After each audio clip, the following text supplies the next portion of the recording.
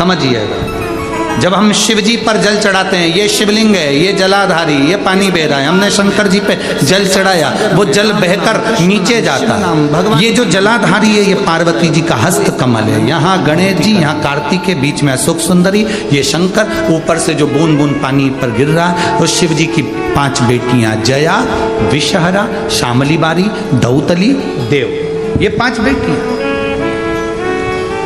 वो एक आनंद की अनुभूति कराने लगा। जाया करो, शिव के दरवाजे पर जाने से कभी मुख मत मोड़ो। जब हम जल चढ़ाते हैं तो पार्वती जी के हाथ पर वो जल जाता है, हस्त कमल पर वो जल जाता है।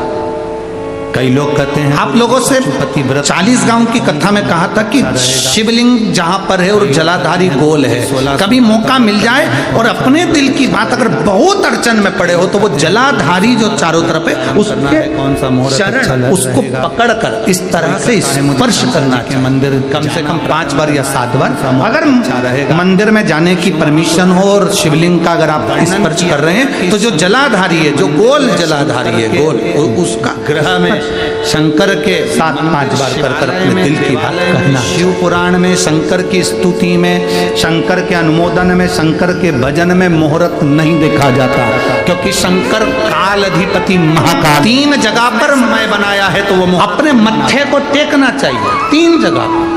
एक, शंकर के दरवाजे पर जाओ तो अपने मत्थे को जरूर टेको, उसमें मुहूर्त देखा जाता है। दूसरा, मुहूर्त देखना, गुरुद्वारे जाओ या गुरु के दरवाजे पर जाओ तो अपने मत्थे को आने के लिए कोई मुहूर्त देखा जाता है। और तीसरा, किसी पवित्र तीर्थ में जाओ या किसी शिव महापुराण की कथा में या पुराण की जहाँ कथा होती है वहाँ भगवान सारे तीर्थ आकर बसते हैं। हम सारे तीर्थ नहीं जा सकते तो पुराण में भी अपने मत्थे को टेक। चालू कर रहे हो, कोई काम कर रहे हो तो ये मत सोचना 2 महीने बाद मत्थे को टेक, 4 महीने बाद मुहूर्त आएगा। ना ना ना, शंकर का नाम लो और चालू करो, वो मुहूर्त तुम्हारे लिए श्रेष्ठ हो। विलंब नहीं करना है, हमें देरी नहीं करना, हमें तो तुरंत भगवान का नाम लेना है।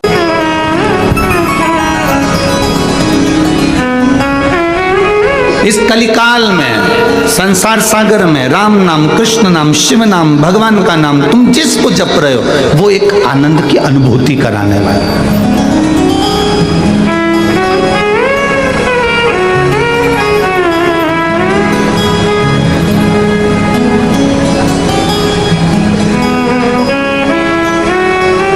वो एक आनंद की अनुभूति कराने वाला है। जाया करो, शिव के दरवाजे पर जाने से कभी मुख मत मोड़ो। तुम ये मत सोचना कि अभी हमारा काम नहीं हो रहा। कई लोग कहते हैं गुरुजी पशुपति व्रत करना है, कौन सा मुहूर्त अच्छा रहेगा। कई लोग कहते हैं गुरुजी 16 सोमवार का व्रत करना है, कौन सा मुहूर्त अच्छा रहेगा। कई लोग कहते हैं गुरुजी सोमवार का व्रत प्रारंभ करना है, कौन सा मुहूर्त अच्छा रहेगा। कोई कहता है मुझे शंकर जी के मंदिर जाना प्रारंभ करना है, कौन सा मुहूर्त अच्छा रहेगा। शिव महापुराण की कथा में वर्णन किया गया कि शंकर के मंदिर में, शंकर के ग्रह में, शंकर के मंदिर शिवालय में, देवालय में, शिव पुराण में, शंकर की स्तुति में, शंकर के अनुमोदन में, शंकर के भजन में मुहूर्त नहीं देखा जाता, क्योंकि शंकर काल अधिपति महाकाल है। उसने समय बनाया है तो वो मुहूर्त खुद बनाता है। सारी पुराण, जितनी पुराण होती है उसमें मुहूर्त देखा जाता है। रामायण बिठाना है, मुहूर्त देखना पड़ेगा। भागवत बिठाना है, मुहूर्त देखना पड़ेगा। शिव महापुराण बिठाने के लिए कोई मुहूर्त नहीं देखा जाता। शिव महापुराण का कोई मुहूर्त नहीं, भगवान के नाम जपने का कोई मुहूर्त नहीं, भगवान के भजन करने का कोई मुहूर्त नहीं। और हम तो यहां तक कहेंगे, अगर तुम दुकान चालू कर रहे हो, फैक्ट्री चालू कर रहे हो, कोई काम कर रहे हो तो ये मत सोचना 2 महीने बाद मुहूर्त आएगा, 4 महीने बाद मुहूर्त आएगा। ना ना ना, शंकर का नाम लो और चालू करो, वो मुहूर्त तुम्हारे लिए श्रेष्ठ हो। विलंब नहीं करना है, हमें देरी नहीं करना, हमें तो तुरंत भगवान का नाम लेना है, शंकर का नाम स्मरण करना है। बोल बम का नारा है, वाह वाह, भगवान का नाम लेकर, शंकर का नाम लेकर, विश्वनाथ का नाम लेकर, सोमेश्वर का नाम लेकर हमें वो कार्य पूर्ण कर दे। हम मुहूर्त का इंतजार क्यों करें?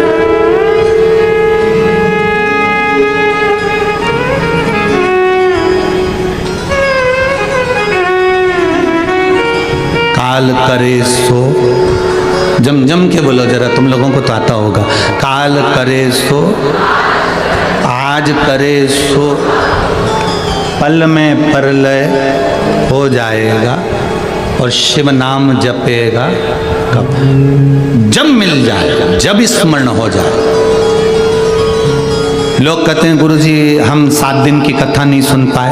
हम कहते हैं आखिरी की तो सुन रहे हो ना।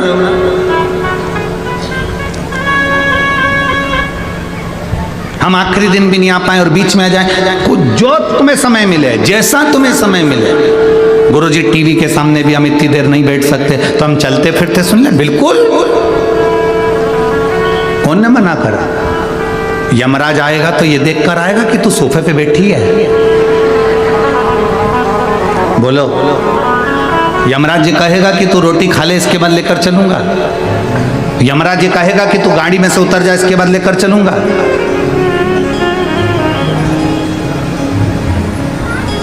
मृत्यु का कोई समय नहीं, मृत्यु का कोई ठिकाना नहीं और मृत्यु का कोई समय नहीं। हमें इंदौर की एक घटना ध्यान में आती, बहुत पहले की, अभी अभी के नहीं है, कम से कम हो गए 15 से 16 साल से ऊपर, बल्कि जब वहाँ पर एक वो मॉल बना था, पहला मॉल इंदौर में बना था, वो ट्रेजर आइलैंड करके कोई एक पहला मॉल बना था।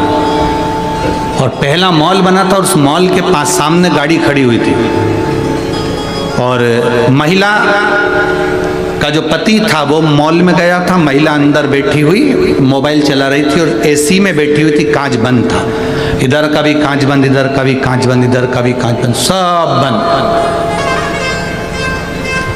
वो मोबाइल चला रही थी।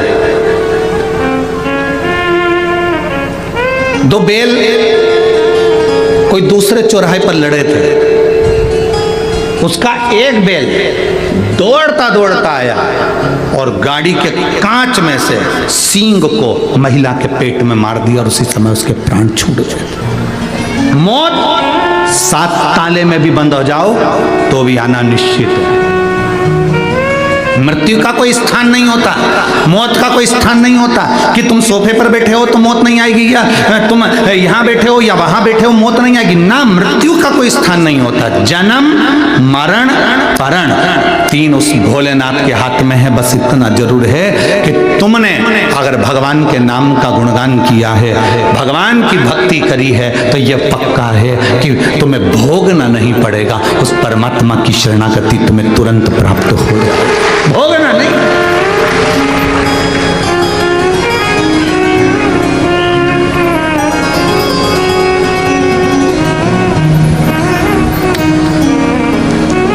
आप लोगों में से कोई कभी किसी हॉस्पिटल में, ऐसे हॉस्पिटल में गए हो जिस हॉस्पिटल में जाने पर अगर आप दर्द का दर्शन करेंगे तो शायद आप भी कहेंगे इनकी मृत्यु क्यों नहीं आ जाती।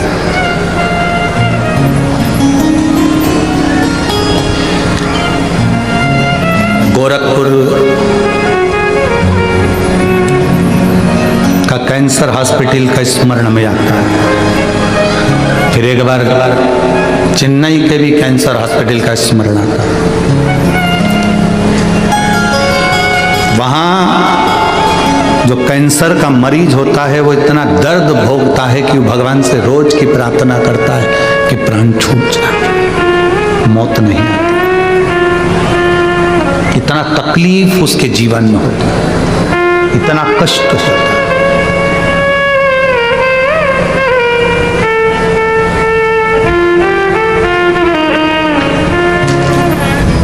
परिवार के लोग हमसे कहते हैं गुरुजी कोई उपाय।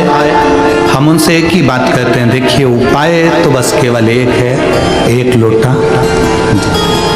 हम शंकर को समर्पित करें, रुद्राक्ष को तांबे के कलश में गलाकर शिव जी को चढ़ाकर उसका जल जितना आप पी सकते हैं, 2 बूंद 4 बूंद शरीर पर लगा सकते हो, वो आपको सुख देगा।